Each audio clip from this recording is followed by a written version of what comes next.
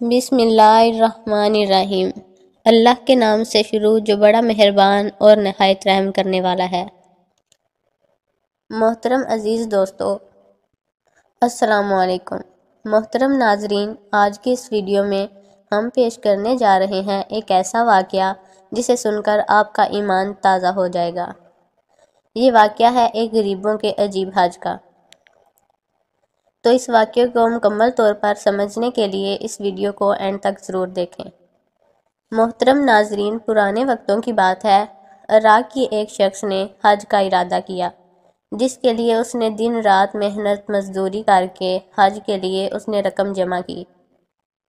آج کے دور کی طرح اس وقت بھی لوگ قافلے کی صورت میں روانہ ہوتے تھے۔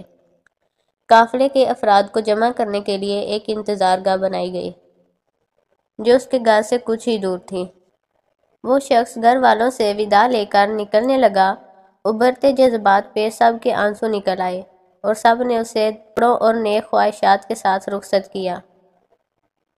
اس شخص کے گھر کا اور انتظار گاہ کا درمیان ایک چکر پڑتا تھا۔ یہ شخص تیز تیز قدم اٹھاتا جا رہا تھا کہ جنگل سے کچھ پہلے ایک گھر سے اچانک ایک خاتون اور بچوں کے رونے کی آواز نے اسے چونکا دیا۔ ان آوازوں میں اتنا درد تھا کہ اس سے رہ نہ گیا۔ وہ گھر کے قریب جا کر کان لگا کر کھڑا ہو گیا تو اس نے سنا کہ وہ خاتون رو بھی رہی تھی اور ساتھ ہی ساتھ اپنے بچوں سے کہہ رہی تھی کہ بیٹا، آج میرے پاس تمہیں کھلانے کے لیے کچھ بھی نہیں ہے، جو کچھ تھا رات ہی ختم ہو گیا تھا۔ بچے بھوک اور پیاس کی شدت سے بلک بلک کر رو رہے تھے اور دوسری طرف وہ خاندان کسی غیبی مدد کا انتظار تھا۔ آخر کار اس شخص نے آسمان کی طرف نگاہیں کی اور اپنے ہاتھ بلند کر کے اللہ تعالیٰ سے کہنے لگا، یا اللہ، آج میں عجیب دوراہے پر کھڑا ہوں کہ ایک طرف تیری عظیم عبادت ہے اور دوسری طرف یہ بے بس خاندان ہے۔ نہ میں تیری عبادت چھوڑ سکتا ہوں اور نہ ہی ان لوگوں کو اس حال میں چھوڑ سکتا ہوں۔ اے میرے پروردگار، کوئی امت والا ہے تو ہی میری رہنمائی کر کے میں کیا کروں۔ اور اگلے ہی لمحے وہ شخص نے گھر کا دروازہ کھٹکھٹایا۔ خاتون نے دروازہ کھولا تو یہ شخص بولا، بی بی، میں نہیں جانتا کہ تم لوگ کون ہو۔ میں تو بس ادھر سے گزر رہا تھا تو تمہارے رونے کی آواز نے مجھے رکنے پر مجبور کر دیا۔ میں نے تمہاری ساری باتیں سنی ہیں۔ یہ لو، میرے پاس کچھ پیسے اور کھانے کی چیزیں ہیں، ان سے اپنے اور اپنے بچوں کے کھانے پینے کا بندوبست کر لو۔ وہ عورت جذبات پر قابو نہ رکھ سکی اور روتے ہوئے بولی، اے اجنبی، پچھلے دنوں میرے شوہر کا انتقال ہو گیا تھا، تبھی سے ہم پر مصیبتوں کے پہاڑ ٹوٹ پڑے ہیں۔ بہت مہربانی جو آپ نے ہم غریبوں پر رحم کیا۔ اللہ آپ کی دلی مراد پوری کرے۔ حد سے زیادہ شخص کی دلی مراد کیا ہوگی، لیکن حج پر جانے کے لیے جو سرمایہ چاہیے تھا وہ تو اس نے راہ خدا پر قربان کر دیا تھا۔ گھر واپس جا نہیں سکتا تھا کہ گھر والے کیا سوچیں گے کہ حج کیے بغیر واپس آ گیا۔ چنانچہ وہ شخص جنگل میں جا کر بیٹھ گیا اور حج کے دنوں کے گزرنے کا انتظار کرنے لگا۔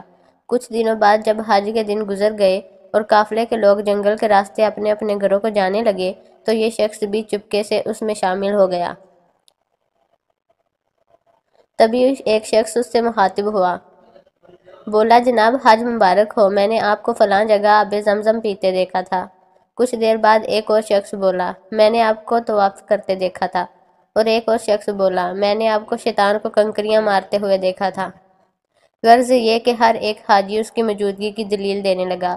یہ شخص جب گھر پہنچا تو گھر والوں نے بھی خوب استقبال کیا اور حج کی ڈھیر ساری مبارکباد دی، لیکن یہ شخص اندر ہی اندر پریشان تھا کہ میں تو حج پر گیا ہی نہیں تھا، تو کیوں وہاں پر موجود حاجی میرے وہاں موجود ہونے کی دلیلیں دے رہے تھے۔ ماجرا سمجھ سے باہر تھا۔ کسی سوچ میں اس شخص کو نیند آ گئی اور وہ سو گیا۔ خواب میں اسے بشارت ملی، اے نیک دل انسان، تم نے حج جیسی عظیم عبادت کو چھوڑ کر مخلوق خدا کی مدد کی ہے۔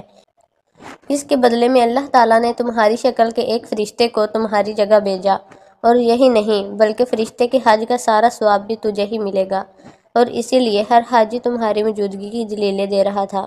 تو دوستو، کہتے ہیں کہ اللہ تعالیٰ نیت کو دیکھتا ہے۔ بے شک عمل کا دار و مدار نیت پر ہے۔